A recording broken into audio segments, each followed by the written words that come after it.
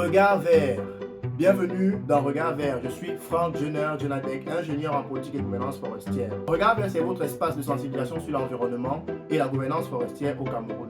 Aujourd'hui, nous allons parler d'un sujet très important. Est-ce qu'on peut garder un animal sauvage à la maison comme un animal domestique? Beaucoup de personnes gardent chez elles des singes, des perroquets, des tortues et même des pangolins.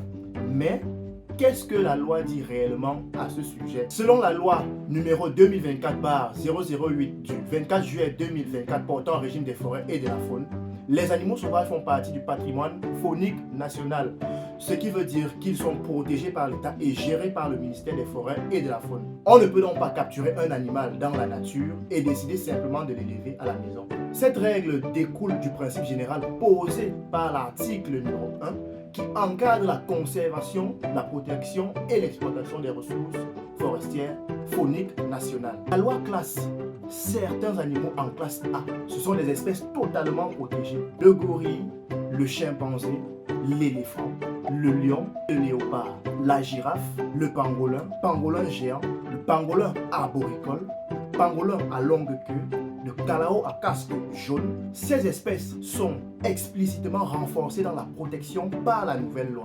La loi de 2024 est très claire. Capturer, garder à la maison, transporter, vendre un animal de classe A est un crime. Jusqu'à 20 ans de prison, 50 millions de francs CFA d'amende pour détention, capture, commercialisation. Par exemple, garder un perroquet gris du Gabon à la maison sans autorisation peut entraîner une peine de prison. Il existe aussi des animaux qu'on appelle des animaux de classe B. Ceux-ci ne sont pas strictement interdits, mais leur chasse, leur vente et leur détention sont strictement réglementées. Les cercopithèques moustachus, les singes patas, les céphalophes, le céphalophe bleu, le python royal, le varan du Nil sont des espèces de classe B. Donc, si quelqu'un capture un petit singe patas pour le garder comme un animal de compagnie, sans autorisation du MINFOF, il est en infraction. Enfin, il existe aussi des animaux de classe C. Ceux-ci peuvent être chassés selon certaines conditions, souvent pour la consommation locale. Mais cela ne signifie pas qu'on peut les garder comme des animaux domestiques. Comme espèce de classe C, nous avons l'atterru africain, le rat de Gambie, le lièvre africain. La loi dit ceci.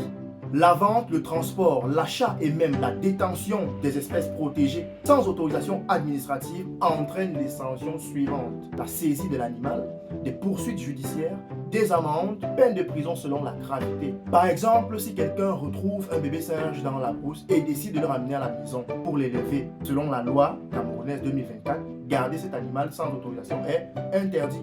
La bonne décision est donc de contacter les services de la forêt et de la faune, de la protection de l'environnement. La nouvelle loi renforce les sanctions parce que plusieurs espèces disparaissent progressivement au Cameroun. En conclusion, protéger les animaux sauvages, ce n'est pas seulement le travail de l'État, c'est aussi la responsabilité de chaque citoyen, vous et moi. Avant de garder un animal sauvage à la maison, il faut connaître ce que dit la loi. Respecter la faune, c'est respecter notre patrimoine naturel. Et n'oubliez pas, le meilleur moment de planter un arbre, c'est maintenant. Merci d'avoir suivi cet épisode de Regard vert et rendez-vous prochainement pour un autre épisode.